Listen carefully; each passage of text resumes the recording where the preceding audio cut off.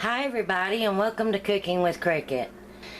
We found a boneless beef shoulder roast on Woohoo. Our grocery store, it's called Woohoo, and it marks something down. There's nothing wrong with it. So I was going to pressure cook it, but since I'm going to be here all day, I just figured I would slow cook it. And so you can pressure cook it. I talked with Rick last night of Cooking with Rick, and I will leave a link to his channel below. He told me that I could pressure cook this for 50 minutes and then open it up and put my vegetables in there and go about another 10 minutes.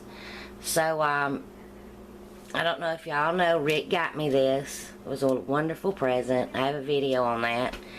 And this has been a lifesaver, and I love it. So I will hush now, and they probably won't be measurements. I'm just going to kind of throw it all in there. That's normally how I do cook. I haven't decided if I want to make roast beef and gravy with mashed potatoes, or turn this into like a roast beef, a pot roast with potatoes and carrots. I'm going to start off with some beef stock. I buy the thick concentrated beef base, and now it is real salty, and I get it at Sam's, but it's real salty, so you have to be careful how much you use. But I have 2 cups of warm water, and I put a good tablespoon of that beef base in there, or you can use beef bouillon or beef stock, even out of the can. I've made it that way before. And I might add just a little bit more water to this, because when this gets done, I will strain it, and I will be adding some more water and stuff like that, so it won't be so salty. I'm going to add another cup of water. So that's 3 cups of water, and I may add more as it cooks. So now I'm going to add some pepper, and that's your taste. I'm only going to add a pinch of kosher salt, because like I say, it's real salty anyway. Just that. And I guess everybody's noticed I pretty much use the same seasonings. One day I need to do a video of what all I have. I'm going to add a good teaspoon of minced garlic, a few dashes of what says here sauce, or Worcestershire sauce. This comes out slow, so it'll look like I'm putting a lot when really I'm not.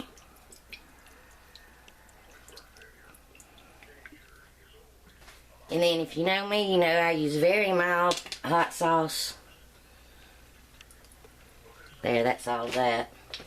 I think today I'm going to put an onion in here, but I am going to add a little onion powder, because like I've said, it tastes different to me. Now when this gets done, I will strain out the juice, and I will strain out the onion, because it will be so soggy that nobody would eat it anyway. A little bit of garlic powder, even though I added garlic. Some paprika. And of course, it wouldn't be my meal if it didn't have parsley. I made scrambled eggs the other night and even put parsley in it. Now once this cooks and gets done, and I strain the gravy and go to add the rest of the stuff or whatever, I will check the seasoning. Okay, just a whole little onion, stick it down in there. And now the slow cook function, you leave it on exhaust. Okay, I know it goes for 30 minutes intervals. So slow cook, that's 30 minutes. Let's see, it's 9:30. We'll go 7 hours.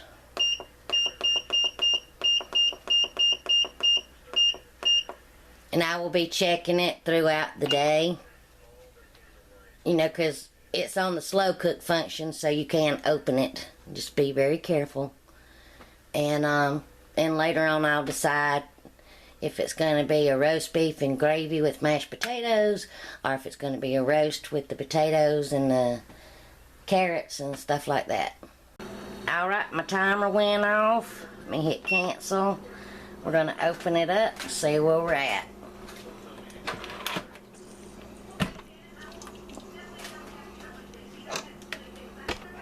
Looks done to me. Alright, I'm gonna take it out, put it in a plate, trim off this excess fat right here, and I'm going to strain the broth in here. You don't have to do this, but that onion and this other piece of fat that's fell off, you know, I don't want that floating around in my broth. And I've decided everybody wants the pot roast with potatoes and carrots. And I'm going to taste it and taste the broth for seasoning. See, I just don't want that in there when we're eating. So now, since I will be adding potatoes and carrots and everything to it, we need to season it up. So it does need some salt. So I'm going to add in some more kosher salt, some more black pepper. Just kind of re-season everything that I had added. And I'd forgotten to add one of these mild pepperoncini peppers. So I'm going to go ahead and add a couple of them in here. We can fish them out later. Add some more garlic powder. A little bit of paprika. And of course some more parsley, because a lot of that got strained out. Now I am going to add a little bit more of my thick concentrated beef base. Not much. About a half a teaspoon. That just really gives it a good flavor. And a can of beef broth. And then if I have to add some water once I get the potatoes and carrots in there, then I can. I'll put that back in there. See, just take that fat off. Alright, I cubed me up some red potatoes. And then some of these baby carrots. I'm going to add that in there. We're almost to the full line. So I'm going to leave it like that. And now, it ain't quite 5 o'clock. It's almost 5 o'clock, but I don't want to eat till around 6. So I'm going to close it up, put it back on slow cook for about an hour, because I can cancel it out. And then at around 5:30 I'll see where we're at, because I can always pressure cook it to finish up the potatoes. Alright, I'm going to cancel this out where it's on slow cook, and we're going to open it and check it. Going to give it a stir, and I am going to taste it again, and then we're going to finish pressure cooking it. Alright, I'm going to seal it up, put it on airtight. I'm going to go high pressure for 10 minutes. And then I'll let it naturally release until my homemade cheese biscuits gets done. And if it's not finished, I'll do a quick release, and then we'll see what all we have. Alright, I made some homemade cheese biscuits to go along with our meal, and I have a video on that. So we've done tasted the potatoes for doneness, but let me just get a bite of everything. This is so good, flavorful. The meat is always very tender when you cook it in this electric pressure cooker. I love it, and our vegetables haven't all cooked to mush. It's going to be good.